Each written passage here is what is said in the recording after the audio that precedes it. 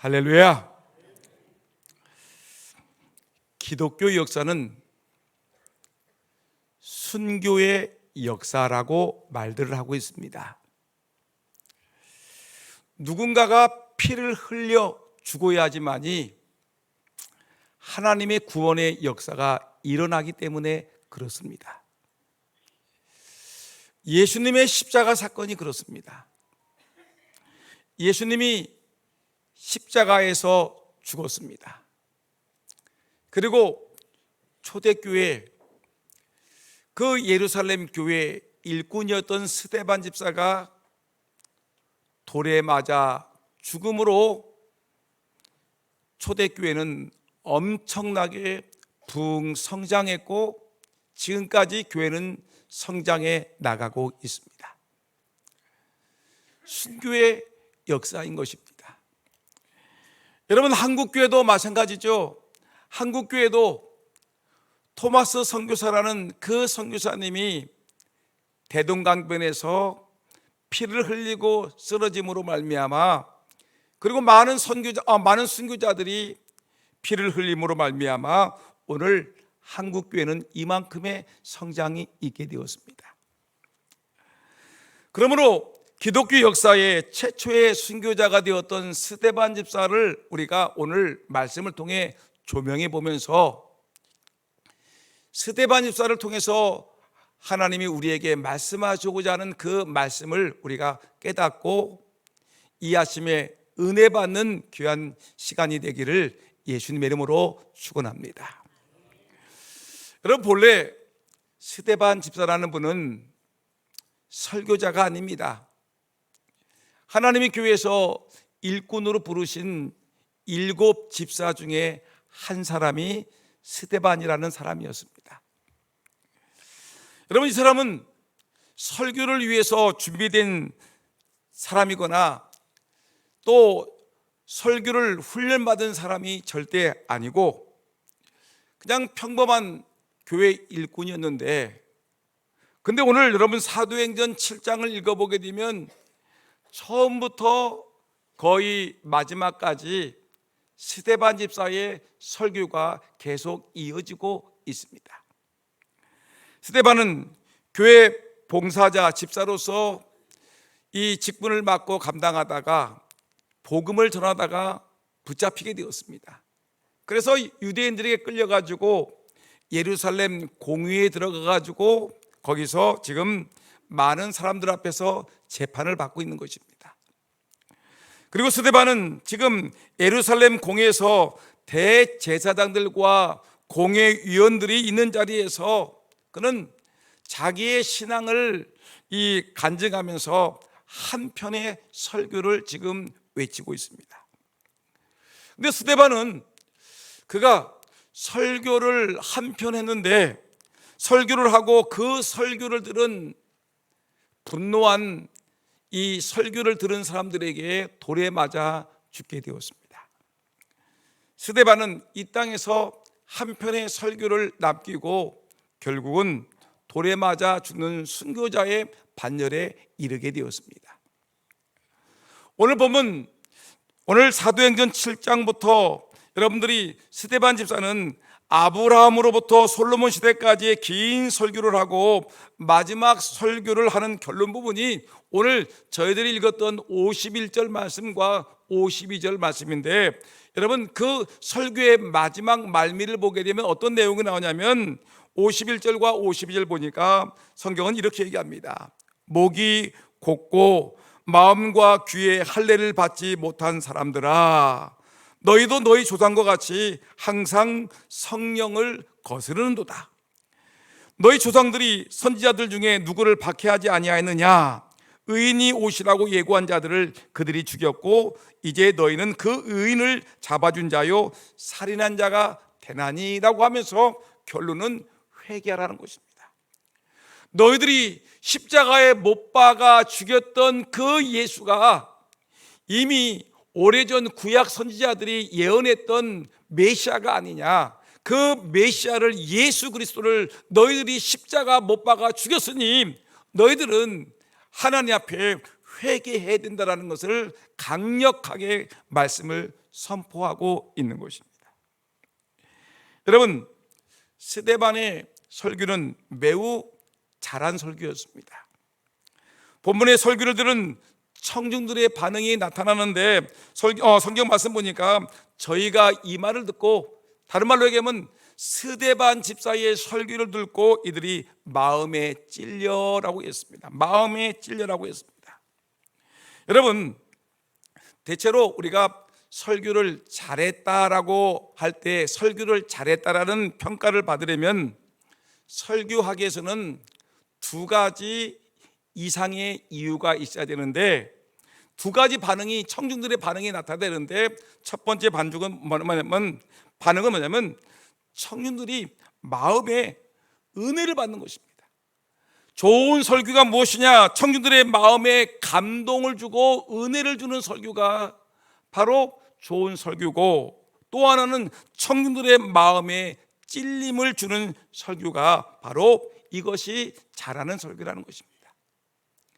여러분, 오늘 스데반 집사가 지금 공회 앞에서, 수많은 사람들 앞에서 예수 그리스도가 메시아로 오셨는데 그 메시아를 너희들이 십자가에 못 박아 죽었다라고 얘기할 때 이들은 마음에 찔림을 받았습니다. 여러분, 설교는 성도에게 감동과 은혜를 주는 설교가 좋은 설교고, 또 하나 회개할 것이 있도록, 깨달아지도록 그 마음을 찌르는 것이 설교의 중요한 포인트인데, 지금 이 스데반 집사는 오늘 청중들에게 아주 마음에 찔리는 설교를 하게 되었습니다.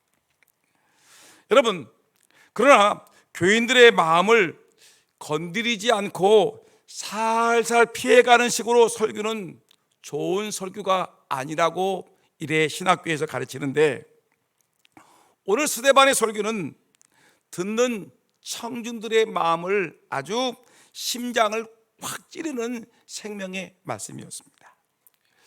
여기에서 우리가 찔렸다라는 말을, 우리가 헬라어 원뜻을 보게 되면 어떤 말이냐면 빗나가지 않았다. 이 말은 뭐냐면 스데반의 설교가 빗나가지 않은, 아주 정확하게 사람들의 심장을 꿰뚫는 생명의 말씀이었다는 것이었습니다.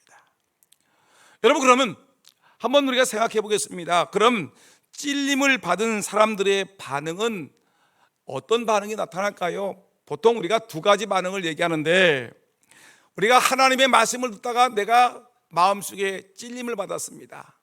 찔림을 받았을 때 첫 번째 반응은 뭐냐면, 그 말씀을 듣고서 어찌할꼬 하면서 하나님께 회개하는 반응이 나타나고 있습니다. 여러분이 잘 알다시피 사도행전 2장을 보게 되면 오늘 스데반 집사가 설교했던 그 내용과 똑같은 설교를 성령 충만하고 은혜를 받은 이 베드로 사도가 지금 예루살렘으로 뛰쳐나가 가지고 사람들에게, 여러분, 우리 이스라엘 사람들아 들으라, 너희도 아는 바요, 구약에서 메시아가 오신다고 했는데 그 메시아가 바로 예수 그리스도인데, 그 메시아로 오신 예수 그리스도를 너희들이 십자가에 못 박아 죽였느니라 라고 메시아가 죽었다는 것을 베드로가 설교를 하는 것이었습니다. 그런데 예루살렘의 사람들은 저희가 이 말을 듣고 마음에 찔려 베드로의 설교를 듣고 형제들아 우리가 어찌할꼬라고 고백을 하는 것이었습니다.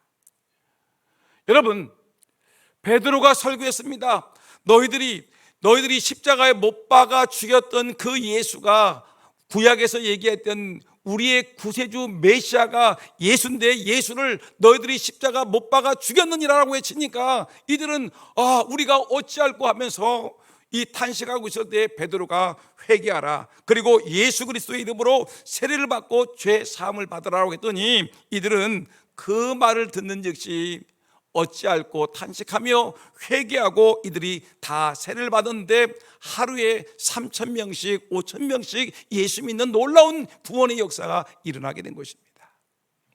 하나님의 말씀이 선포되었을 때, 그 말씀에 찔림을 받았을 때 어찌할꼬 탄식하며 회개했을 때 놀라운 교회의 부흥이 일어났다는 것입니다. 근데 또 하나의 반응이 있는데 이 반응은 안타까운 반응이죠. 오늘 본문에서 스데반 집사가 설교를 했습니다. 유대 공회에 모인 사람들 앞에서, 그 앞에서 예수님이 이 땅에 오셨는데 너희들이 예수 그리스도가 구세주인 줄 알지 못하고 십자가에 못 박았느니라라고 외치니까 이들은, 설교를 들은 그 청중들은 설교자를 향해서 적개심을 드러내면서 저를 향하여 이를 갈거늘 그리고 돌로 쳐서 죽였다라고 성경은 말하고 있습니다. 양심에 찔리면 회개하면 되는 것인데 반대 현상이 일어나게 되는 것이었습니다. 아주 무서운 반응이 일어났습니다. 설교자를 향해서 이를 부득부득 갈고 분노한 청중들은 지금 스데반 집사를 향해서 돌로 쳐서 죽이는 이런 엄청난 사건을 맞이하게 되는 것이었습니다. 사랑하는 우리 금산장로성교회 성도 여러분, 여러분들은 어느 곳에서, 어떤 장소에서 여러분들이 하나님의 말씀을 들을 때 여러분 어떤 반응을 보이고 있습니까? 하나님의 말씀이 선포될 때 그 말씀 앞에 아멘하며, 여러분 그 말씀 앞에 내가 어찌할꼬 탄식하며 회개하는 성도이십니까? 아니면 그 하나님 말씀이 선포될 때마다 여러분 반발하며 여러분 도리어 설교자를 죽이려고 하는 그런 악한 마음을 갖고 계십니까? 여러분 철저하게 하나님 말씀이 선포될 때마다 아멘으로 화답하는 하나님의 은혜가 있기를 예수님의 이름으로 축원합니다. 바로 이것이 살아있는 교회고 은혜 받은 성도의 바른 자세임을 성경은 우리에게 분명히 말씀하고 있습니다. 결국은 이렇게 스데반 설교에 반발했던 유대인들은 결국은 이를 부득부득 갈고 그리고 돌로 쳐서 스데반 집사를 죽이게 되었습니다. 이제 스데반 집사가 안타깝게 죽는 순교의 장면을 우리에게 오늘 본문은 보여주고 있습니다. 여러분, 스데반 집사는 돌에 맞아 죽는 그 순간에 어떤 모습을 보였을까요? 여러분, 남들에게 오해를 받고 남들에게 참으로 억울한 일을 당하고 남들에게 속상한 일을 당했을 때 여러분들은 어떤 반응을 보이는 것이 예수 믿는 성도의 바른 모습일까? 한번 깊이 이 본문의 말씀을 생각해 보면서 이 땅에서 21세기에서 순교라는 것은 도대체 무엇인가를 생각해 보시는 은혜가 오늘 이 말씀을 통해서 저와 여러분들에게 강하게 임하기를 예수님의 이름으로 축원합니다. 그러면 여러분, 이 순교자의 모습을 보니까 오늘 스데반은 어떤 모습이었냐면 성령 충만한 가운데 하늘을 우러러보며 순교하는 것을 볼 수가 있습니다. 순교자의 모습은 여러분 성령 충만합니다. 두들겨 맞아도, 억울한 일 당해도, 속상한 일 만나도 정말로 너무너무 여러분 억울하지 않습니까? 스데반 집사가 무엇을 잘못했습니까? 도대체 역사적인 아브라함부터 솔로몬 시대까지의 그 역사적인 사건들을 정확하게 설명을 하고, 그리고 메시아가 이 땅에 오셨는데 그 메시아를 돌로 쳐 죽인 것이 당신들이 아니냐라고 정확하게 선포했음에도 불구하고 스데반 집사는 사람들에게 두들겨 맞고 돌에 맞아 죽는 비참한 최후를 맞이하게 되었습니다. 근데 돌에 맞아 죽는 순교자 스데반의 모습을 보니까 성경은 뭐라고 하냐면 그가 성령이 충만했다. 그리고 그는 하늘을 우러러보며 하나님을 주목했다고 성경은 우리에게 분명히 말하고 있습니다. 여러분, 어려운 일 당할 때, 힘든 일 당할 때, 저분 죽을 것 같은 고난이 있을 때 여러분 사람 바라보지 말고 땅을 바라보지 말고 여러분 스데반 집사와 같이 성령 충만한 가운데 하늘을 우러러보는 저와 여러분 모두가 되기를 예수님의 이름으로 축원합니다. 분노한 유대인들은 사람을 보았습니다. 옆에 사람을 보았더니 혈기가 등등합니다. 눈에는 살기가 등등합니다. 땅을 쳐다봅니다. 어떻게 하면 죽일까라고 생각합니다. 여러분, 우리가 이 세상 사람들은 분노하게 되면 사람을 바라보고요, 혈기를 부리고요, 분노를 바라고요, 악을 생각하고요, 잘못된 것을 생각합니다. 결국은 분노한 유대인들은 지금 스데반 집사를 죽이기 위해서 온갖 모략을 동원하고 거짓 증언을 동원하고 그리고 모든 악을 동원해서 이를 부득부득 갈면서 돌로 스데반 집사를 죽이는 일을 하고 있습니다. 근데 여기 보니까 스데반 집사는 그런 악한 상황 속에서도 성령 충만한 가운데 하늘을 우러러보고 있다고 성경은 말하고 있습니다. 땅을 바라보지 않습니다. 사람을 보지 않습니다. 심지어 자기를 돌로 쳐 죽이는 그 사람들을 바라보지 않습니다. 여러분, 그런 가운데 오직 눈을 들어 하늘을 바라보면서 하나님을 바라보는 그런 은혜를 누리고 있습니다. 스데반 집사가 하늘을 향해서 눈을 들어 여러분 하늘을 바라보는 그 순간에 어떤 일이 벌어졌냐면 스데반 집사가 놀라운 두 가지 놀라워진 경험을 보게 되는데 사건을 보게 되는데, 첫째는 하늘 문이 열리는 놀라운 모습을 바라보죠. 하늘 문이 열린다는 것은 뭐냐면 그가 천국을 보았다는 것입니다. 하나님이 저 영광스러운 보좌에 앉아 계시고 그리고 그 하늘나라가 얼마나 아름다운 것을 지금 죽기 직전에 스데반 집사에게 하나님이 지금 보여주시고 하늘문을 열어서 보여주십니다. 그 다음에 두 번째, 스데반 집사는 하늘을 우러러 바라봤더니 예수님이 하늘 보좌에 앉으셔서 자신을 응원하는 모습을 바라보는 것입니다. 천국의 왕이신 예수님이 스데반을 바라보고 계십니다. 그냥 앉아 계신 것이 아니라 그 보좌에서 벌떡 일어나서 스데반을 바라보는데, 어떤 주석가는 이 장면을 뭐라고 표현하냐면 예수님께서 면류관을 들고 스데반이 순교하는 것을 바라보고 계셨다라고 얘기하는 것입니다. 스데반을 격려하는 것입니다. 스데반아, 조금만 더 참아라. 여기서 화내지 말고, 여기서 분노하지 말고, 여기서 억울하다고 소리치지 말고 조금만 참아라. 나를 위해서 네가 죽는 거, 내가 너에게 영광의 면류관, 생명의 면류관을 준비하고 있으니 조금만 참아라 하면서 예수님이 지금 죽기 직전에 이 스데반 집사를 격려하고 용기를 주고 힘을 주는 모습을 우리에게 보여주고 있는 것입니다. 여러분, 어려운 일 당할 때, 속상한 일 당할 때, 마음이 찢어질 것 같은 아픔과 죽을 것 같은 괴로움을 당할 때 땅을 바라보지 말고 사람 바라보지 말고 오직 여러분 하나님을 바라보고 저 하늘을 바라보는 저와 여러분 모두가 되기를 예수님의 이름으로 축복합니다.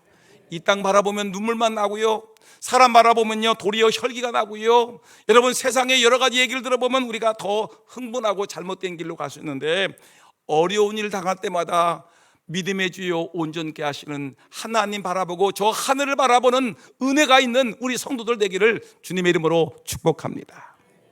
근데 스데반 집사님은 이렇게 하늘을 우러보는데 두 번째 순교의 모습을 바라봤더니 스데반은 자신의 영혼을 주님께 맡기는 기도를 하고 있습니다. 주님, 내 영혼을 받아달라고 기도하지 않습니까? 여러분 성경 59절 말씀 보니까 그들이 뭐라고 했냐면 59절 다 같이 읽어볼까? 시작. 그들이 돌로 스데반을 치니 스데반이 부르짖어 이르되 주 예수여 내 영혼을 받으시옵소서. 사람들이 지금 스데반을 향해서 이 큰 돌로 스데반을 때립니다. 여러분, 돌이 머리를 맞으니까 어떡합니까? 돌로 머리를 치니까 머리가 깨지겠죠. 피가 튀겠죠. 여러분, 온몸에 돌로 던졌더니 막 뼈가 부러지고 여러분 심각한 괴로움이 있지 않겠습니까? 그런데 이럴 때 돌로 치는 그 순간에 스데반이 말하기를 주님, 주 예수여 내 영혼을 받으시옵소서. 여러분, 우리가 날마다 외쳐야 될, 부르짖어 기도해야 될 그 기도의 제목이 오늘 본문에 말씀과 같이 예수님 내 영혼을 받으시옵소서라고 기도하는 것이 우리에게는 너무나 중요하지 않겠습니까?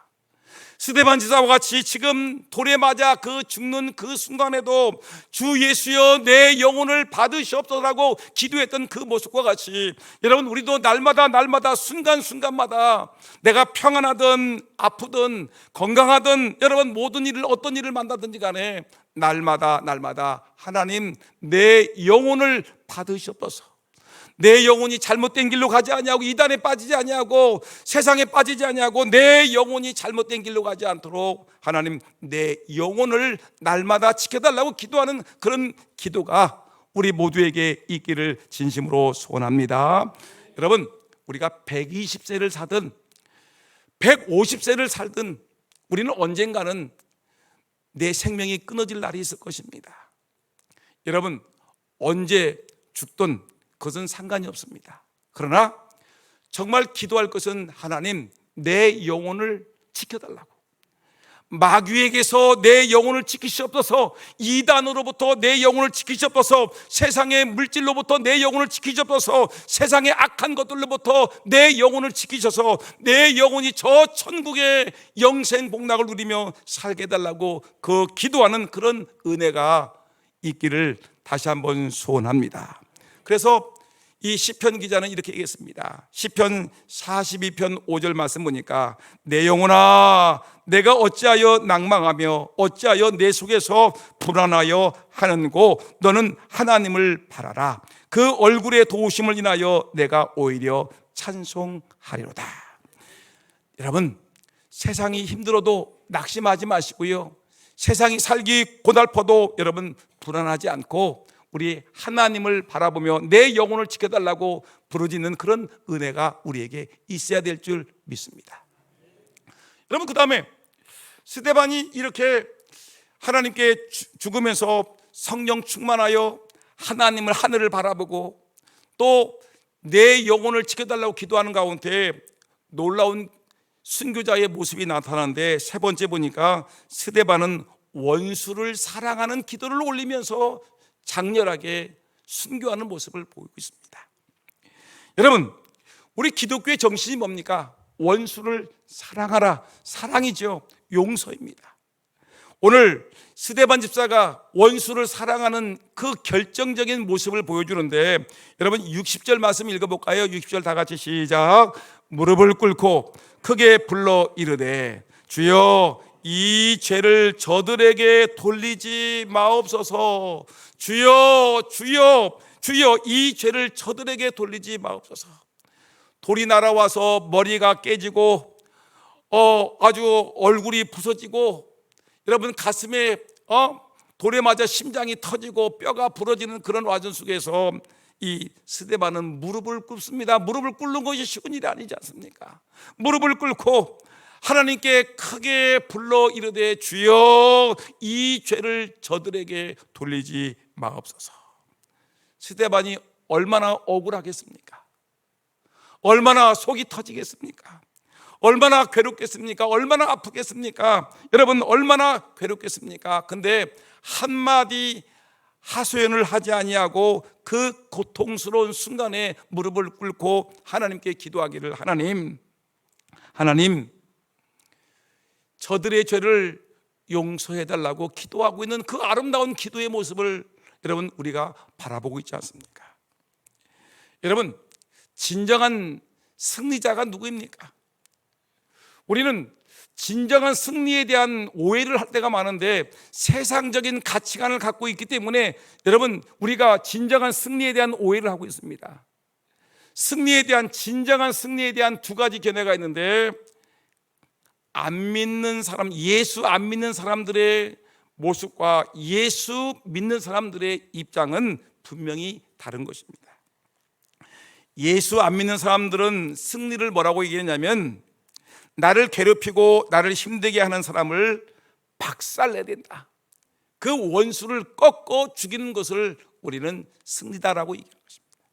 그러니까 원수를 그냥 짓밟아 버리는 것이 우리에게 최고의 승리라고, 진정한 승리라고 얘기하는 것이, 예수 안 믿는 사람들은 나를 괴롭히는 사람을 갖다가 짓밟아 버리는 것이, 이것이 승리라고 우리는 생각을 하는데, 이 정신이, 이 세상의 정신이 이 교인들에게 들어온 것입니다.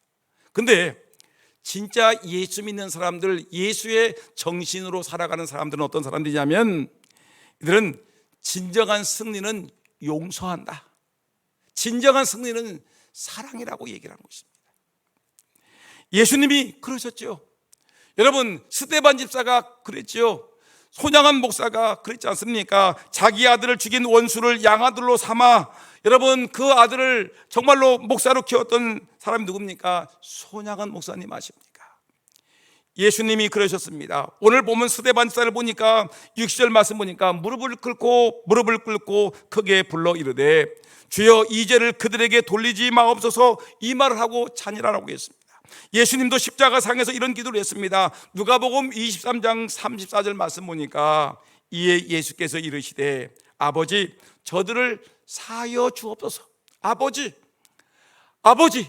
저들을, 나를 채찍으로 때렸고 살점을 찢기고 나를 끌고 와서 로마 어느 골고다 언덕에다가 나를 발가벗기고 나를 비참하게 십자가에 못 박아 죽이는 이 로마 군병들과 그의 모든 사람들을 아버지 저들을 사하여 주옵소서. 자기들이 하는 것을 알지 못합니다라고 기도했던 이 예수님의 기도를 우리는 기억하셔야 됩니다.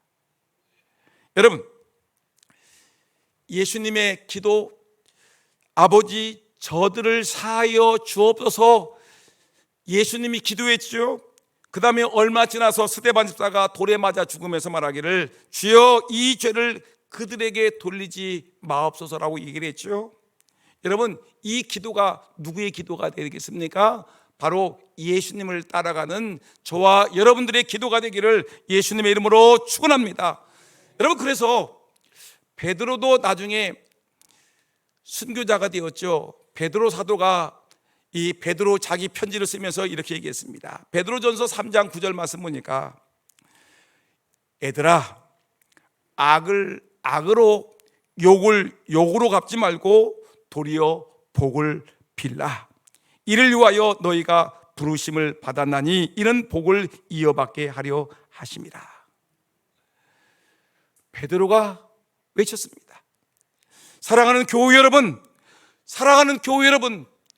우리 예수님이 외쳤고 스데반 집사가 외쳤고 여러분 우리 베드로 사도가 외쳤던 것 같이 우리가 복을 받으려면 악을 악으로 갚지 마셔야 되고요, 욕을 욕으로 갚아서는 안 되고요, 도리어 우리에게 복을 빌어주라고 우리에게 말씀하고 있습니다. 여러분 기억하세요. 아무도 스데반이 돌에 맞아 죽었다고 스데반을 패배자라고 말하지 않습니다. 아무도 이를 갈고 이를 부득부득 깔고 스데반을 향해서 돌을 던져 스데반을 잡아 죽였던 죽인 자들을 승리자라고 얘기하지 않습니다. 도리어 스데반 자를 돌로 쳐 죽였던 그들은 패배자가 되는 것이고, 돌에 맞아 죽은, 그리고 그들을 위해서 용서를 빌었던 스데반 집사는 진정한 승리자가 되었다고 우리는 말하고 있는 것입니다. 오늘 사랑하는 성도 여러분, 살아가면서 힘들고 어려운 일을 왜 없겠습니까? 고달픈 사람, 여러분 속상한 사람을 왜 만나지 않겠습니까? 그럴 때마다 여러분 그들을 위해서 기도하고 그들을 위해서 복을 빌어주고 여러분 그들의 삶이 주님께로 향할 수 있도록 기도할 수 있는 진정한 승리자가 되기를, 용서가 있는, 사랑이 있는 저와 여러분 되기를 주의 이름으로 축원합니다. 마지막 하나, 스데반 순교의 모습을 보니까 스데반은 잠이 들었다라고 말하고 있습니다. 여러분 60절 말씀에 스데반은 뭐라고 했냐면 이 말을 하고 자니라. 따라합시다. 이 말을 하고 자니라. 스데반을 향해서 죽었다라고 말하지 아니하고 잠이 들었다라고 얘기합니다. 죽음이라는 것은 무엇이냐면 영원히 끝나는 것을 얘기하는 것입니다. 죽었다라는 것은 끝나는 것이에요. 그런데 잠잔다라는 말은 뭐냐면 내일 아침 시간이 되게 되면 다시 깨어나는 것을 우리는 이거를 잠들었다라고 얘기하십니다. 우리는 아이들에게 말하죠. 아이야, 내일 아침 학교에 가려면 일찍 일어나야지. 일찍 자거라. 내일 아침 일찍 일어나거라. 여러분 우리가 농사를 짓을 때 같은 거 일찍 자고 우리가 내일 일찍 일어나서 우리가 밭에 갑시다라고 하지 않습니까? 잔다라는 것은 뭐냐? 다시 깨어나는 것을 전제로 하는 것입니다. 성경은 우리 성도들을 향해서 죽었다라고 말하지 아니하고 잠들었다라고 선언하고 있습니다. 사도행전 13장 36절 말씀 보니까 다윗은 당시에 하나님의 뜻을 따라 섬기다가 잠들어 그 조상들과 함께 묻혀, 다윗이 죽었다고 얘기하지 않냐고 다윗이 조상들과 함께 잠들었다. 고린도전서 15장 6절 말씀 보니까 그 후에 500의 형제들에게 일시에 보이셨나니 그 중에 지금까지 대다수는 살아있고 어떤 사람은 잠들었으며, 예수님의 부활과 예수님의 승천을 목격한 사람이 500명 이상 있었는데 그 중에 대다수는 살아있고 몇몇 사람들은 잠들었다. 즉 죽은 것이 아니라 잠들었다고 성경은 우리에게 말하고 있는 것이었습니다. 여러분, 우리도 세월이 흘러 요단강 건너가 여러분 저 하늘나라에 갈 때가 있는데, 육신은 여러분 이 땅에 남고 영혼이 올라갈 때가 있는데, 우리는 사람들의 이 죽음을 갖다가 우리는 죽었다 끝났다라고 말하는 것이 아니라 우리 암흑의 성도님께서 잠이 들었다라고 고백하는 것입니다. 여러분, 스데반 집사는 잠이 들었습니다. 여러분, 다시 부활하실 그날에 다시 여러분 그 죽은 육신이 깨어지고 저 천국에 올라간 그 영혼과 육신이 다시 하나가 되는 참된 부활의 영광이 있을 줄 우리는 분명히 믿습니다. 잠들었다, 우리는 다시 깨어날 날, 부활할 날이 있기 때문에 우리는 잠들었다라고 고백하는 것입니다. 이 말을 하고 자니라, 성경은 이렇게 말하고 있습니다. 그러면 오늘 여러분 이제 설교 말씀을 결론을 맺읍시다. 저는 오늘 이 스데반 집사의 설교를 준비하면서 여러분들에게 말씀드리고 싶은 말씀은 뭐냐면, 저와 여러분들이 주님을 위한 순교자가 되기를 저는 소망합니다. 그랬더니 여러분들이 갑자기 심각해집니다. 순교하라니 다 죽으란 말이냐라고 얘기하실지 모르지만 저는 그런 말을 하지 않습니다.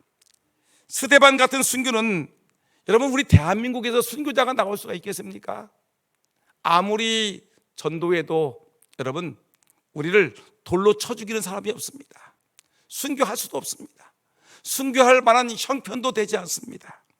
근데 제가 여러분들에게 순교자가 되라고 외치는 그 이유는 뭐냐면, 여러분 우리 모두가 그리스도인에게 필요한 순교자가 되어야 된다는 것인데, 바로 살아있는 산 순교자가 되자는 얘기입니다. 산 순교자가 무엇입니까? 살아있으면서 죽어 사는 순교입니다. 사도 바울이 말했지요, 산 제물이 되라는 말이 있지요. 이 말이 뭐냐면 로마서 12장 1절 말씀 보니까, 그러므로 형제들아 내가 하나님의 모든 자비하심으로 너희를 권하노니 너희 몸을 하나님이 기뻐하시는 거룩한 산 제사로 드리라. 이는 너희 드릴 영적 예배니라. 본래 구약에서 드렸던 제물, 양이라든가 염소나 소는 완전히 죽여서 제물로 드리는 것이 일반적인 것인데, 생명이 살아있는 것은 여러분 제물이 되지 못하는데, 오늘 신약에 들어와서 바울 사도는 말하기를 우리에게 얘기를 살아있는 산 제물이 되라고 우리에게 말씀하고 있는 것입니다. 이 말은 뭐냐면, 살아있지만 자아가 죽은 존재, 내 뜻은 다 죽고 주님의 뜻만 살아있는 존재, 나는 죽고 예수님만 살아있는 존재, 날마다 나는 죽고 예수님만 살아서 여러분 주의 뜻을 선포하는 그것이 바로 뭐냐? 산 제물, 여러분 살아있는 순교자가 된다는 말인 것입니다. 여러분, 바울은 이런 인생을 살기 위해서 매일매일 죽는다고 얘기를 했습니다. 고린도전서 15장 31절 말씀 보니까, 형제들아 내가 그리스도 예수 우리 주 안에서 가진 바 너희에게 대한 나의 자랑을 두고 단언하노니 나는 날마다 죽노라. 따라합시다. 나는 날마다 죽습니다. 날마다 내 뜻이 살아나는 것이 아닙니다. 날마다 내 주장이, 내 소리가 나타나는 것이 아니라 내 뜻, 내 주장, 내 생각은 죽어지고 예수님의 뜻과 예수님의 가르침과 예수님의 말씀과 예수님의 사명만 드러나고 내 뜻, 내 계획, 내 소리, 내 생각은 다 죽는, 여러분 살아있는 산재물, 살아있는 순교자가 되자는 말인 것입니다. 날마다 산재물이 되기 위해 순교하셔야 됩니다. 스데반은 순교함으로 사도 바울을 얻었습니다. 여러분 순교해야지만이 주님의 일을 감당할 수가 있는 것입니다. 집에서 여러분 남편이 교회 못 가게 괴롭힙니까? 여러분 집안 식구들 중에 여러분들을 교회 나가는 것을 반대하는 자가 있습니까? 여러분 그러면 여러분 살아있으면 어떡하죠? 막 그 남편에게 막 소리 지르고 다투고 갈등하고 뒤집어지고 집어던지고 막 이러면 그러면 어떻게 되겠습니까? 내가 살아있는 거죠. 내가 살아서 내 주장 얘기하고 내 뜻을 가르치고 내 생각을 말하지만 내가 상대방이 무슨 말을 하든지 나는 죽었습니다. 나는 날마다 죽습니다. 내 뜻과 내 생각과 내 주장은 죽었습니다 하고서 어떻게 상대방을 위해서 기도하게 되면은 살아있는 산 제물이 되게 되면 내 믿지 않는 남편이 주님께 돌아올 줄 분명히 믿습니다. 믿지 않는 형제에게, 믿지 않는 친척에게, 이웃에게 주님을 알리기 위해 여러분 순교하셔야 됩니다. 때로는 자존심이 상해요. 무시당해요. 때로는 욕도 먹고 돈도 손해보고 여러분 내 마음이 상할 때가 있지만 그럼에도 불구하고 나는 날마다 죽는 것입니다. 내 형제를, 내 친구를, 내 이웃을 살리기 위해서 날마다 나는 죽노라. 예수님만 살고 나는 죽습니다. 내가 죽으면 여러분 결국은 스데반이 자기가 죽음으로 사도 바울을 살렸듯이 내가 죽음으로 내 주변에 믿지 않는 내 형제 자매들을 살릴 수 있음을 우리는 분명히 믿습니다. 내가 순교하면 여러분 누가 살을 수 있을까요? 한번 생각해 보셨습니까? 내가 오늘 죽으면 내 생각과 내 뜻과 내 계획과 내 주장을 죽이면 오늘 내가 순교하면 나 때문에 살아날 생명은 누구인가 한번 생각해 보시면서 그 생명을 얻기 위해서 순교자의 길을 걷는 저와 여러분 모두가 되기를